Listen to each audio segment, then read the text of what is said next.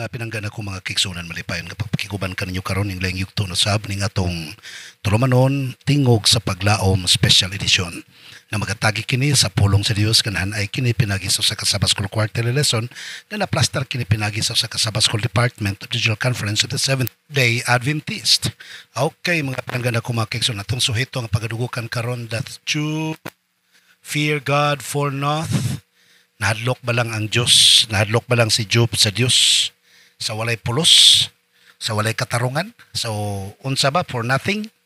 Unsa ba lang ang rason nga nga nahadlok siya sa Ginoo? Manito ang pagadugukan mga pinangga kong kaigsunan. Pero sa dili pa, gusto na ko ipibalokan ninyo nga karong adlaw. Kauban ko ninyo dinhi sa Malaybalay City karong Sabado.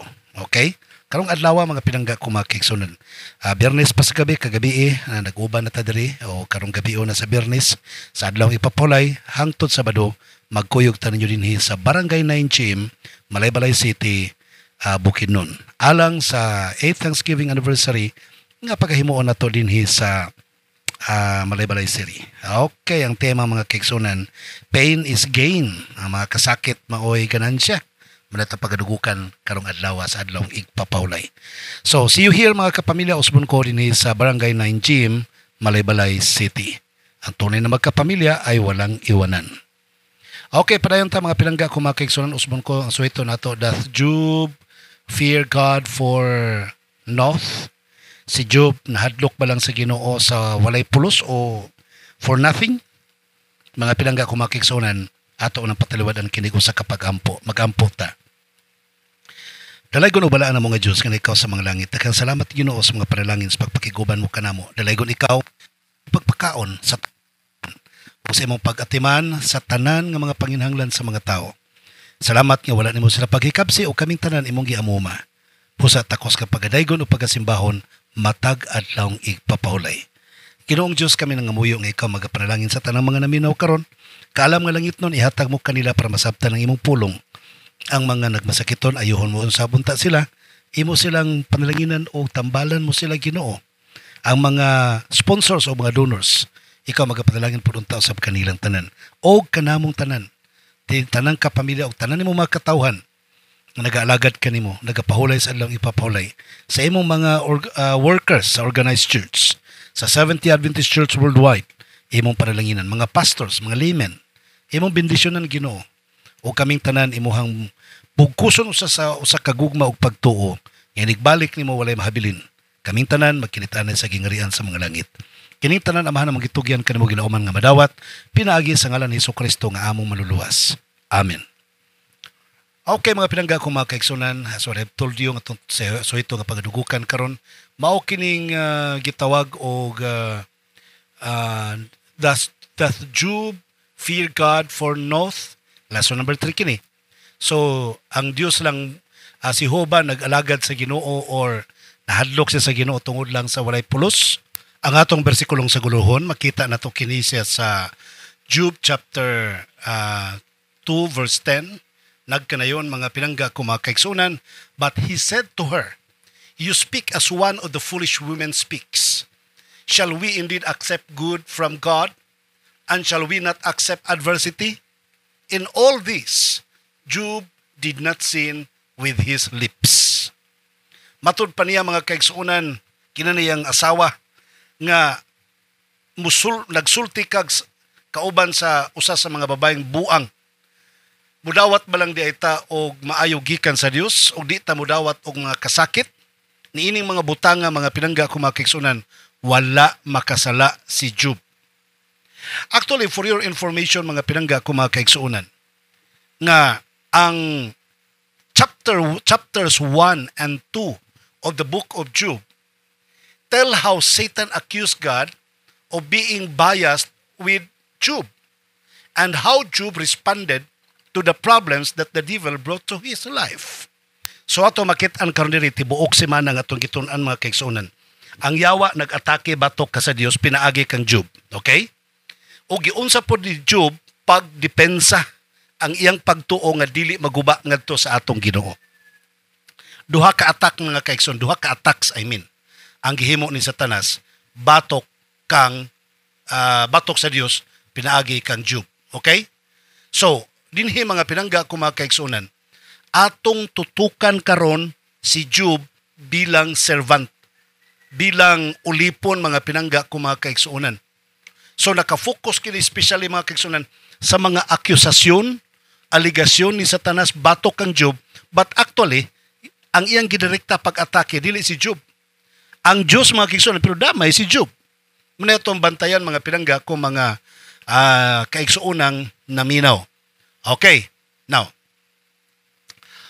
doon ay punto rin nga nindot kaayo mga pinangga ko mga kaigsuunan nga atong dugukan. Okay? Niya. Kung doon na may mga balaang kasulatan din ha, atong basahon mga pinangga ko mga kaigsuunan sa Job Kapitulo 1 9 hangtod sa 10. So Satan answered the Lord and said, Does Job fear God for nothing? Have you not made a hedge around him, around his household, and around all that he was on every side? Have you blessed the work of his hand, and his possessions have increased in the land? So imong makitaan mga pinangga ko mga kaigsuunan nga sa ilang pagdialog ni Kristo o ni Satanas mga kaigsuunan, buot niya ipasabot nga si Job ni alagad sa Ginoo kay gibribe sa Dios mga kaigsuunan. Gusto ipalutaw ni Satanas nga ang Dios nagapamalit og allegiance and loyalty from the people around. Mao na ilang gustong ipasabot mga kaigsuunan. The way that Satan has attacked Job was the way also how he attacked the righteousness of God. Gusto ni Satanas mga pinangga ko mga kaigsuunan, ipadako nga si Job nagmatarong lang tungod kay gipanalanginan sa Ginoo. Gusto nga buti pasabot sa Dios nga wala man ako palitan ng pagkamatarong sa mga tao. Nipili silang magmatarong, nipili silang magloyal kanako because they saw it, they see it as the right preference to be in their lives. Now atong paminahon ang comments atong author mga kaigsuunan. Comment niya sa Job chapter 1 verse 11. Matud pa sa atong author, what then is implied in Satan's charge? What if God were to take these things away from Job? Job would surely curse you to your face. Matud pa sa atong author, kung buti pasabot ni Satanas kung kuhaon sa Dios ang mga panalangin, tungluhon na sa ni Job ang Ginoo. Mo na ibot pasabot mga pinangga ko mga kaigsunan. But actually, I would like to tell you, sa punto dinhi karon nga atong pagadugukan, atong i-check ang atong loyalty ngadto sa Ginoo mga kaigsunan. Why do we serve God? Ngano nag-alagad man ta sa Ginoo karon? Unsa mo kuno rason nga nag-alagad ta sa Ginoo? Try to imagine ang atong author nag-emphasize diri usa ka illustration. Ngano nga ang mga sundalo maging loyal sa ilahang hari sa usa ka gingharian? Why? Because ang hari maghatag og mga maayong privileges, maghatag og mga maayong pabuya para sa mga kasundaluhan para ang mga sundalo maging loyal sa maong hari sa usa ka gingharian. Mga pinangga ko mga kaigsunan, that was the thinking and that was the strategy of the devil. That is what is in the mind of the devil, nga ang taong magluya lang kung tagaag pabor sa hari mga kaigsunan. So, mo siya magtuo nga ang tao bisan pag walay panalangin, mo alagad lang gihapon sa Ginoo kung nakasabot man ugaling mga kaigsunan. Pero gidudahan pa gyud ni Satanas. Murabag kung ugaling si Job pay gigamit sa Ginoo para sa LCM. Moingog yung ang yawa, imposible magdugay na si Job sa LCM. Dako gyud na siya kuda kwarta diha. Sinako gyud na ina kwarta. Nganong muantos man kuno na siya diha. Magpabilin man gyud siya sa LCM. So imposible wa gyud na siya na kwarta diha. So ingon ana gihapon ang pamalandong ni Satanas hangtod karong mga panahona mga kaigsunan. Now, doon ay termino din karong nga gigamit kining gitawag og skin for skin. Ato ning tugkaron karong taud-taud mga kaigsunan og unsa ning skin for skin. Unsay but pasabot niini mga kaigsunan. Sa Job chapter 2 verse 3 nagkanayon. Then the Lord said to Satan, "Have you considered my servant Job, that there is none like him on the earth, a blameless and upright man, one who fears God and shuns evil. And still he holds fast to his integrity, although you incited me against him to destroy him without cause.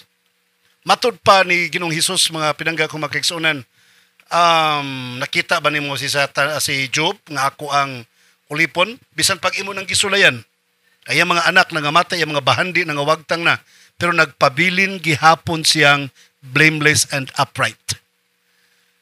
Wala siya mudawat sa pagkabdautan. Nagpabilin siyang nibarug siyang kadungganan. Bisan pa ni ana, gisugo ko nimo, nga dagmalan siya o laglagon siya. Kining punto mga kaigsuonan, nga skin for skin, matod pa sa atong author, sa atong lesson. The phrase skin for skin is an idiomatic expression that has baffled commentators. The idea, though, is this: let something happen to Job's own person, and what will cause him to show where his loyalty really is? Ruin Job's body, his health, and see what happens. Muna skin to skin, balat sa balat, mga pinangga ko mga kaigsunan. Bisan sa panit o panit na lang ang maong mahitabo, dinhi na to mahibawaan og asa gyud ang loyalty sa tao, mga pinangga ko mga kaigsunan. Pero ayaw mo kalimot, God's concern for us is for the good.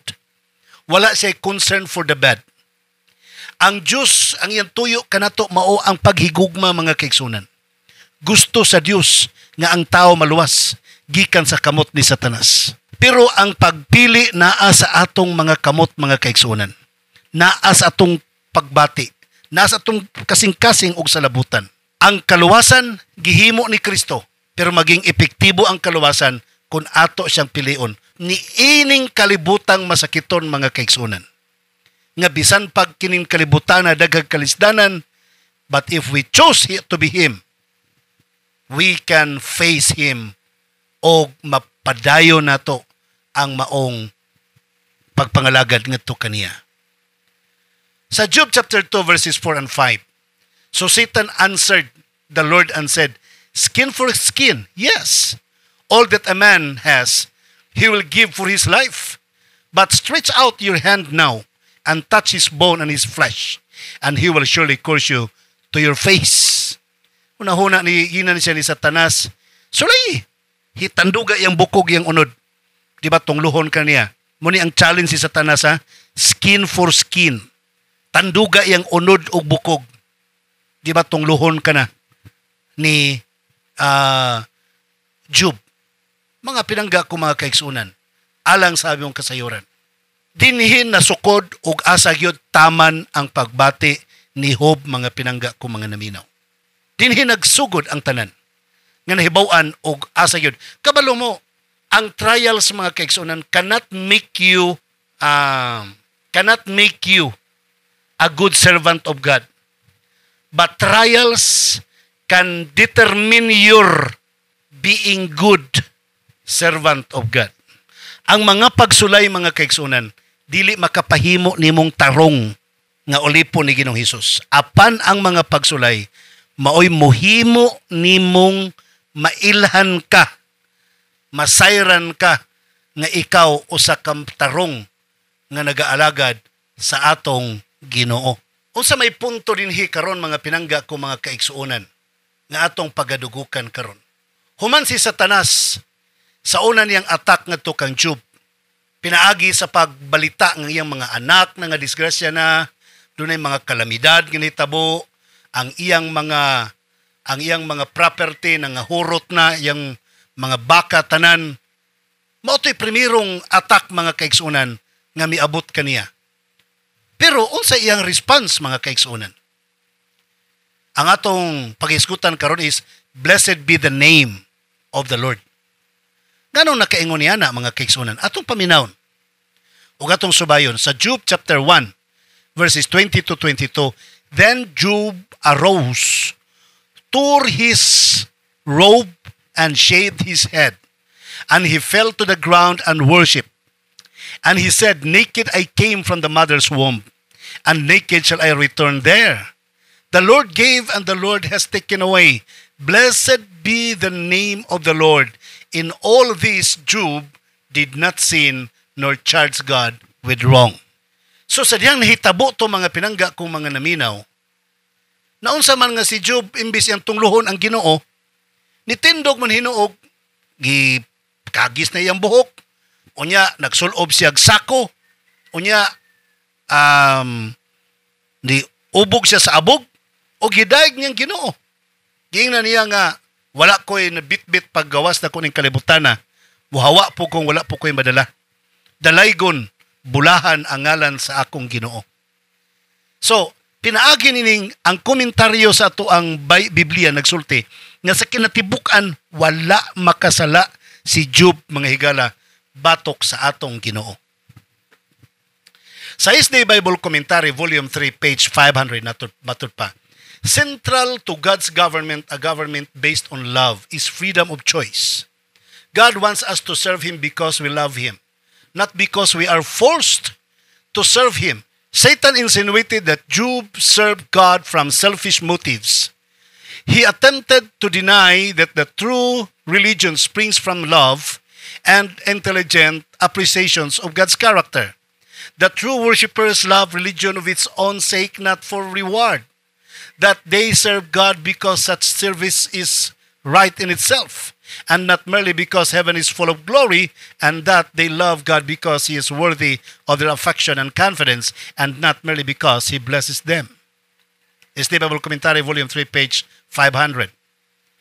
Ang buti pasabot mga kaigsunan, gusto ni Satanas nga ipasabot nga ang panggoberno sa Dios walay freedom of choice, but there is free will.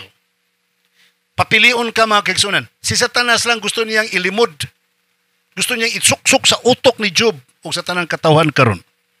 Nga ang pag-alagad sa Ginoo dili tungod kay sa maong motibo.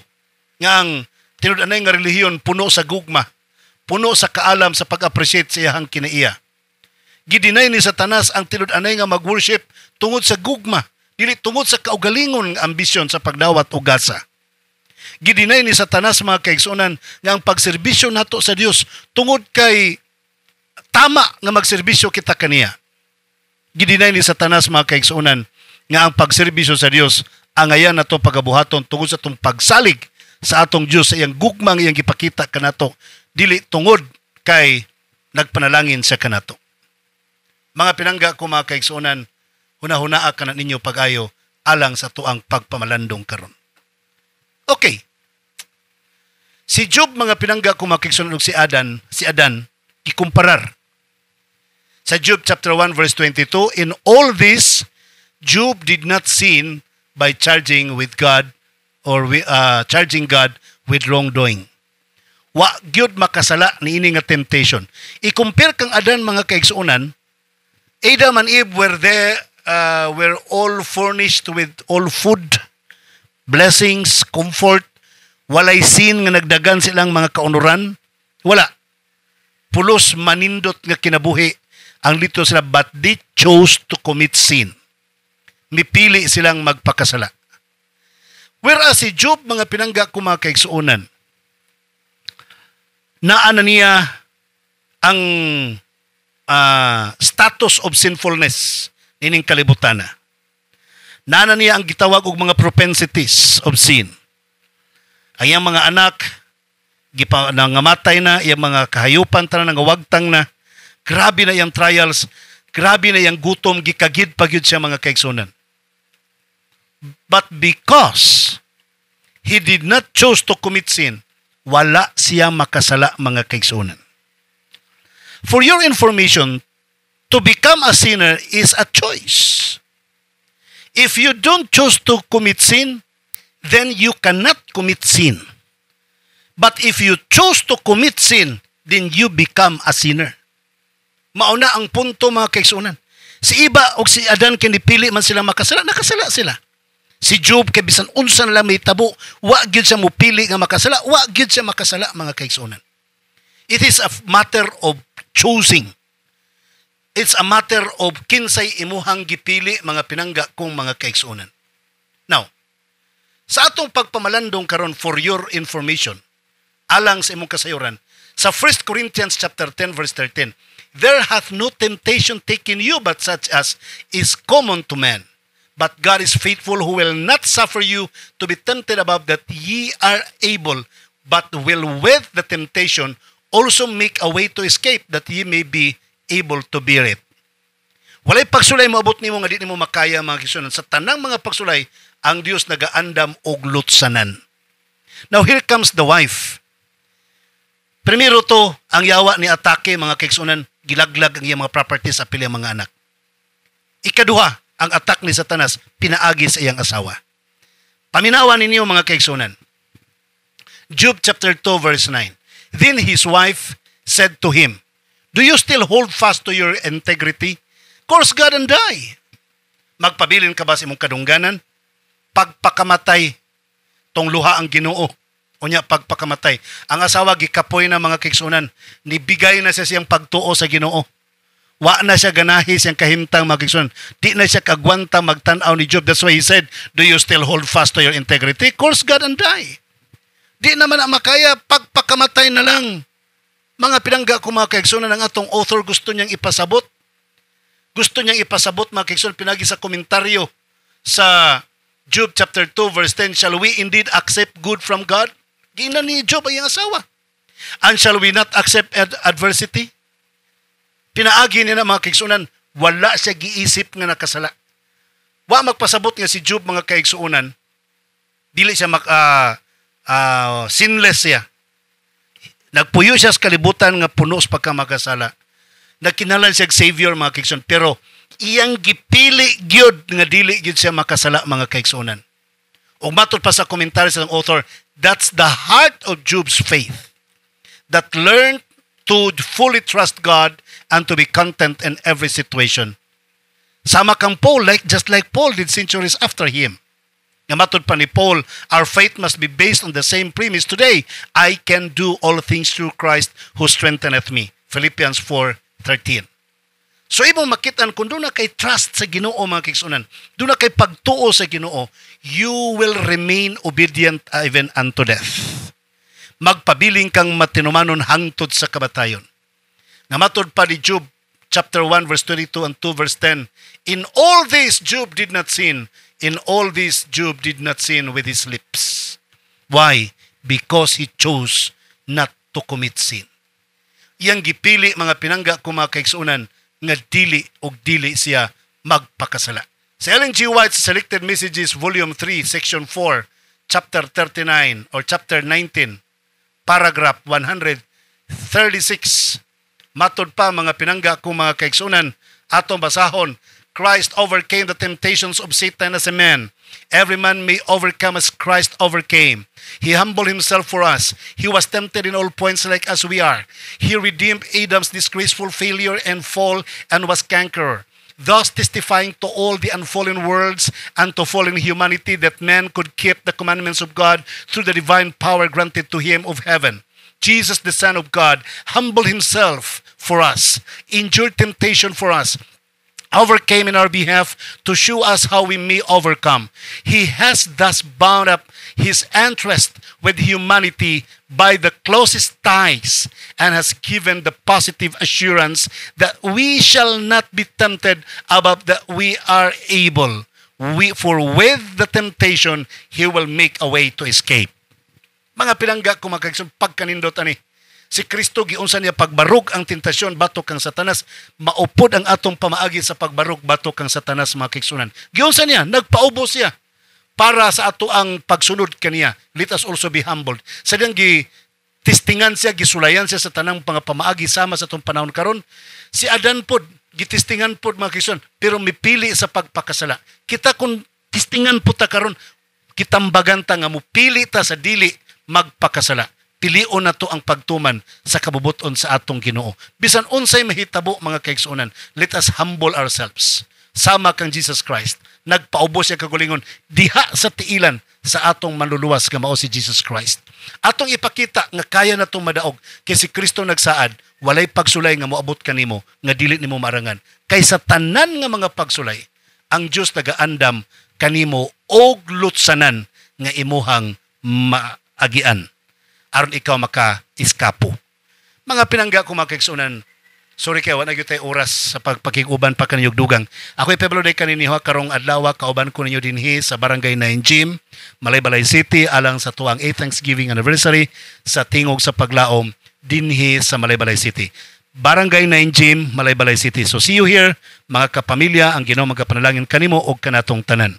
Okay, usbon ko wala gyud panahon sa pagiguban kanimo sa ngalan naman kanimo nga akong kapamilya kan Jesus Christ, nga to ang great provider. Ako usab ang inyong kapamilya nimong ulipon sa pagwali sa may balita. Pastor Israel Villaver I, magaingon kanimo malipayong adlawng igpapahulay.